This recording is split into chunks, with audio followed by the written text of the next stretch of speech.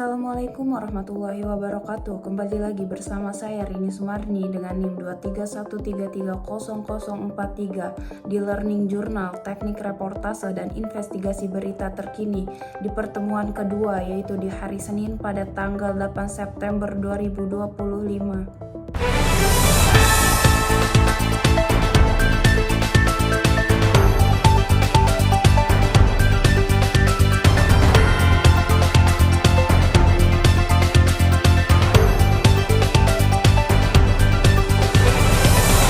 Dalam pertemuan kedua ini dilakukan pembelajaran secara tatap muka yang dihadiri oleh mahasiswa Komunikasi Penyiaran Islam semester 5B, yang dimana dipandu juga oleh dosen pengampu mata kuliah Teknik Reportase dan Investigasi Berita, yaitu Dr. Adi Kusuma SIKOM MSI.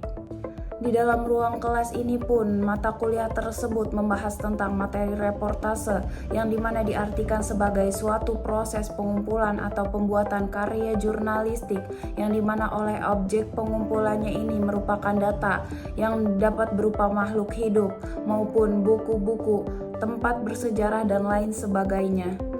Sebuah reportase juga disebut sebagai sebuah wawancara jika objek reportasenya adalah manusia.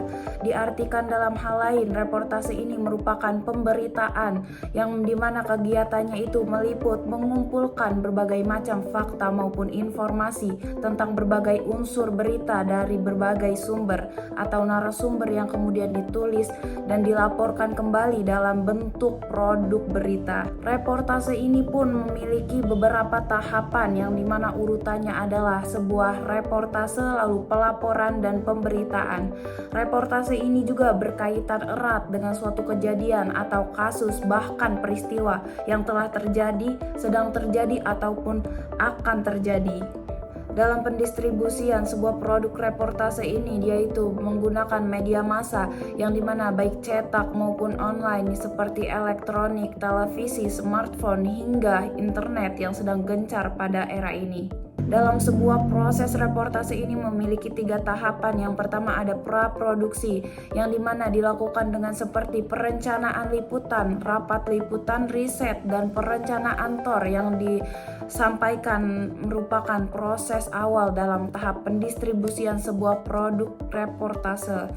Dan lalu yang kedua, tahap produksi atau proses liput, dimulai dengan sumber berita, yaitu pencarian narasumber dengan menghubungi langsung atau menghubungi kerabat terdekatnya dari seorang narasumber tersebut. Lalu tahapan yang ketiga yaitu tahapan pasca produksi atau disebut juga dengan tahap finishing, yaitu proses penghimpunan terakhir dalam pemproduksian sebuah produk reportase, yang dimana dilakukan dengan tahapan ini menghimpun semua data, proses editing, evaluasi, dan pendistribusian sebuah berita.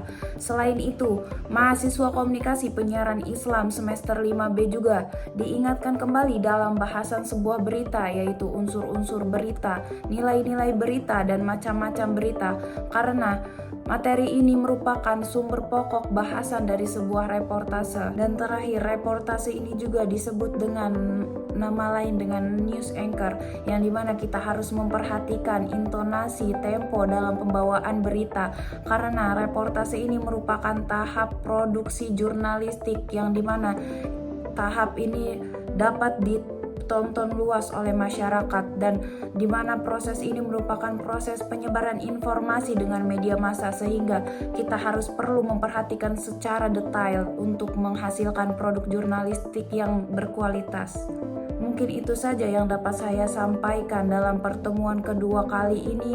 Saya Rini Sumarni dan pamit undur diri, sampai jumpa.